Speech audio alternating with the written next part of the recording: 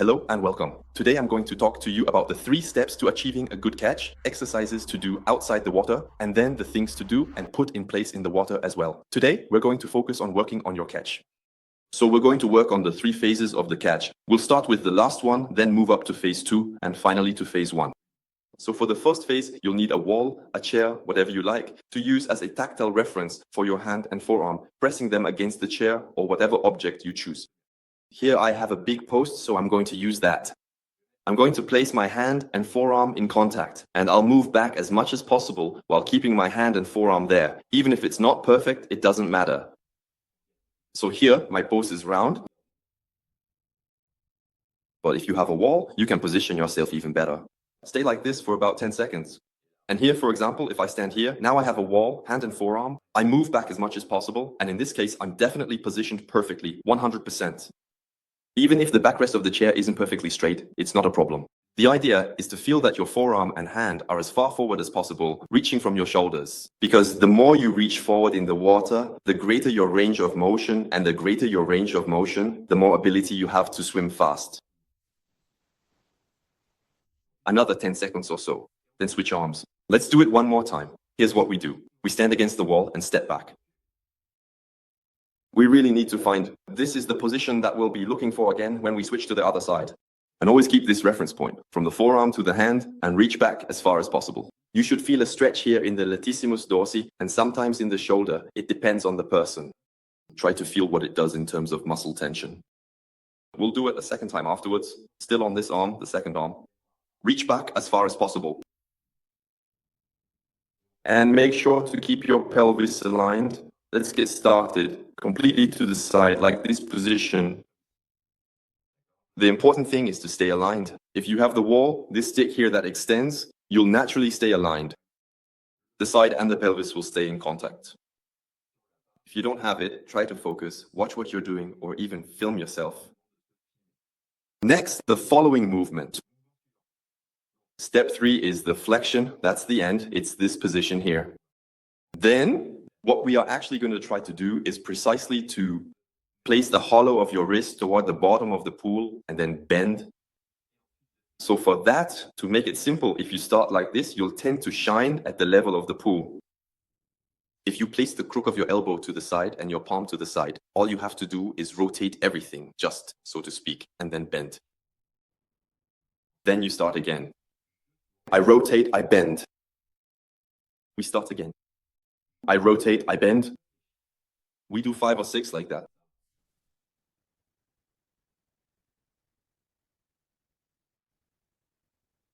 Okay, and then we're going to do the exact same thing on the side, specifically with the arm. We are going to carefully change the angle of the arm. We will precisely position ourselves over there, and then we will smoothly move back to our starting point.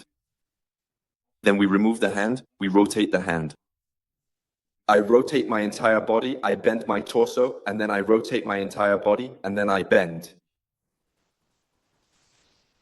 I rotate, I bend. So 5 or 6 like that as well.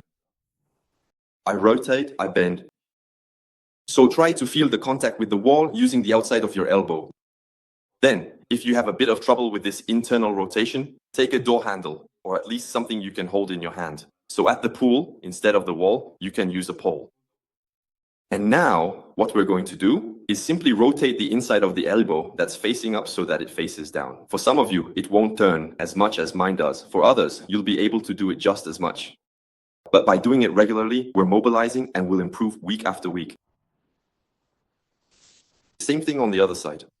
If you're having trouble mobilizing while standing, you can lean forward a little, which allows for a bit more mobility.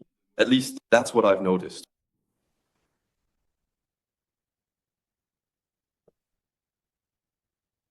Mobilization like this, in internal rotation.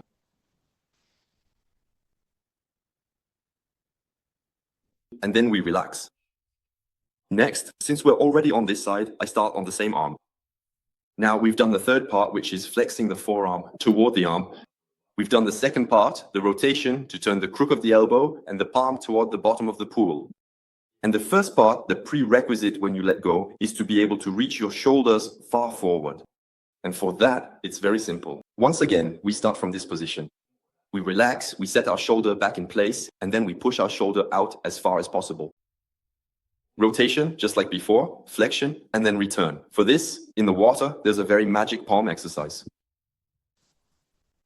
Forces you to reach your arm far forward and to rotate onto your side.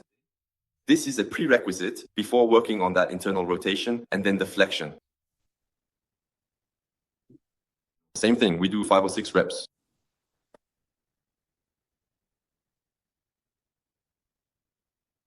Making sure to be fully aware of what we're doing, really feeling things here. Then, same thing on the other side. We carefully position ourselves here, then engage, firmly set, gently pull back, and finally return to our starting point. I engage at step 1, rotate at step 2, and bend at step 3. I engage at step 1, rotate at step 2, and bend at step 3. Let's keep going. And so here, mechanically, we're watching what we're doing. We take the time to do it, we slow down. And that's something you can do in the water. Lift your head to see what you're doing. Slow down to be more precise in your movements. All right? Very smooth. So in this case, I'm going to do it very quickly. There will be the case where the body drops toward the bottom. Well, we're going to take our time. Even if we're less comfortable and our feet drop a little, we're going to keep looking straight ahead. And that allows us to control our movement. Actually, in real time, because since we're watching what we're doing, we're more likely to know if we're doing it right or not. Even if it's not 100% perfect, when we're looking, since we're not looking to the side, the best way to regulate ourselves would be to see ourselves from the side, like I'm filming here. But we can't do it any other way, obviously, since our head is positioned right there. But at least it already allows us to regulate ourselves, let's say up to 80%, which is already a good thing compared to 0. Next, working with resistance bands. So we need an anchor point on the wall, like I set up here on the door. Then we're going to take the resistance band and we're going to try to put it into practice. What we just did, we'll see if it works, because the prerequisite for being able to do it in the water is to be able to do it outside the water. So here we have reference points, which allows us to frame the technique at 100%. Now we're going to try to do it. 1, 2, 3. And we observe, does the elbow stay in the same place or does it already tend to move back? So there's this learning curve. What we want is to make a bit of progress each day in these 3 steps. 1, I engage. 2, I rotate. 3, I bend. 1, I engage. 2, I rotate. 3, I bend. 1, 2, 3. 1, 2, 3. The very same thing from the side with the same logic. I engage, I rotate, I bend. I engage, I rotate, I bend.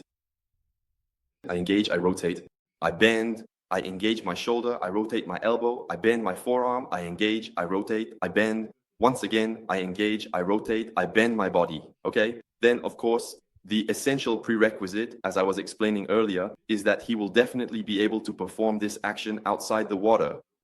Then try to do it in the water and improve little by little by putting things in the right order. First, use the magic palm to engage the arm. Second, the internal rotation. Third, bending while looking and slowing down. You have to take things step by step. You shouldn't try to do everything at once. You have to take things one at a time. Next, the whole movement can be done in the same way against the wall. It's really going to be this logic here. Here, I position myself, I move back, even though in the water it's not as simple as that. And I'm going to move forward. The hand and forearm must always remain perpendicular to the surface of the water. I move forward while staying close to the wall. And then, when I have no other choice, it's forearm extension on the bench. If you enjoyed this video, I recommend downloading the Magic Skin exercise, which is available directly in the description as part of the Sensory Week with short and long sessions depending on your level. You will also be subscribed to my weekly email tips, which allow you to go a bit further on various topics for an ever more efficient crawl. And above all, a crawl that's always more enjoyable with better sensations.